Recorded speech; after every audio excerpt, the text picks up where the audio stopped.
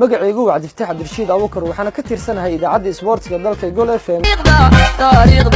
taariikhda noo gali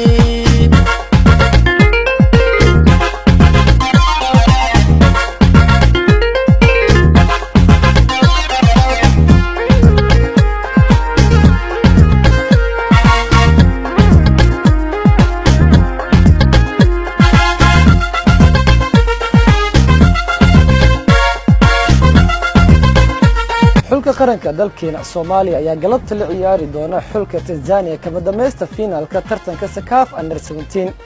tartankan waxa sanadkan marti gelinaya wadanka Burundi ka oo ka qayb galayeen ilaa 8 xul ay kala hayeen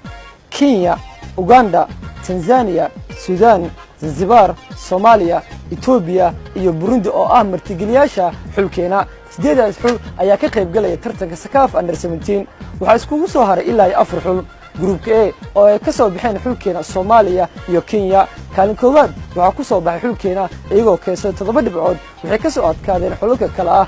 Ethiopia iyo Kenya sidoo kale barbadhac waxay la soo galeen xulka martigelinaya sanadkan ee Burundi dhanka kale group B waxa ka soo baxay Tanzania iyo Uganda Tanzania kaalinta koowaad ay ku soo baxday iyadoo ay isku dhibcay yihiin xulka Uganda oo kaalin labaad ku soo baxday laakiin farqiga goolasha ee xulka Tanzania kaalinta koowaad ugu soo baxday groupka B isku soo wada duubo labada group waxa ka soo kala baxay xulalka kala ah Kenya iyo Soomaaliya group A ay ka soo baxeen group B waxa ka soo baxay Uganda iyo Tanzania waxa isku dhacay Soomaaliya iyo xulka Uganda hali ever Soomaaliya ayaa ku badisay waxa goolkaasi noo dhaliyay Farxaan Duqow halka Tanzania ay isku dhaceen xulka lagu magacaabo Kenya Tanzania ayaana soo adkaatay taa ayaa keentay in labada xul Tanzania iyo Soomaaliya final ay ku tartamaan maanta xulkeena waxay dhaliyeen tartankan 3 gool waxaana 3 gool inoo dhaliyay laba kamid ah Farxaan Duqow ayaa inoo dhaliyay labadaas gool wuxuu ka kala dhaliyay xulka kale ah Uganda iyo Kenya goolka kale waxa inoo dhaliyay Ayub ka oo ka dhaliyay xulka Ethiopia xulkeena markii ay gaareen kama dameysta tartanka CAF ee wareegga ugu dambeeya finaalka waxa loo diray hambaliyo kala duwan waxaana u dirtay madaxda dawladda ha ugu horeeyay madaxweynaha dawladda federaalka Soomaaliya mudane Maxamed Cabdullaahi Farmaajo isagoo bartiisa Twitterka ku soo qoray hambaliyo daayirta 17 sano jirada kuwa soo gaaray finaalka tartanka CAF Under 17 waa idinku faanaa waxaan rajeynayaa in aad koobka inoo keentaan gurigeena sidaas waxa bartiisa Twitterka ku soo qoray madaxweynaha dawladda federaalka Soomaaliya mudane Maxamed Cabdullaahi Farmaajo sidoo kale barta Twitterka waxa ugu soo hambaliyay wiilasheena maayirka hore magaalada Muqdisho Taabid Cabdi Maxamed isagoo ku soo qoray bartiisa hambaliyo xulkeena Soomaaliya 17 sano jirada oo gaaray finaalka tartanka bariga bartamaha Afrika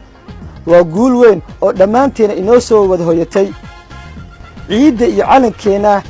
baad ciise iyo sharaf u soo hoydeen Allah idinku guuleysiyo tartanka aad finaalka joogtaan ee CAF Under 17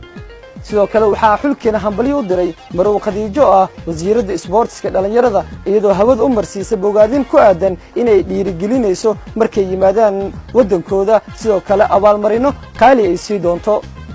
sidoo kale waxa hambaliyo u diray gudoomiyaha xiriirka Soomaaliyeed mudane Cabdiqani Saciid Carab isagoo ku sugan wadanka Uganda wuxuu ugu hambaliyay inay gaaraan finaalka tartankaani sidoo kale gudoomiyaha xiriirka Afrika Masar Ahmed ayaa sheegay inuu kulanka galabta imaan doono garoonka isagoo fiirsan doona xulkeena ciyaarta galabta waxa la daawo doona abaaro markay saacadu ku beegan tahay 9 saac galabnimo waxayna ciyaarta ka dhici doontaa garoonka lagu magacaabo Nkuzi Stadium ee ku yaalo wadanka Burundi haddaba daawade fikirkaada inoogu reeb dhanka hoose muuqaalkan aad u jeedaana sii share gareeya si uu gaaro asxaabta gale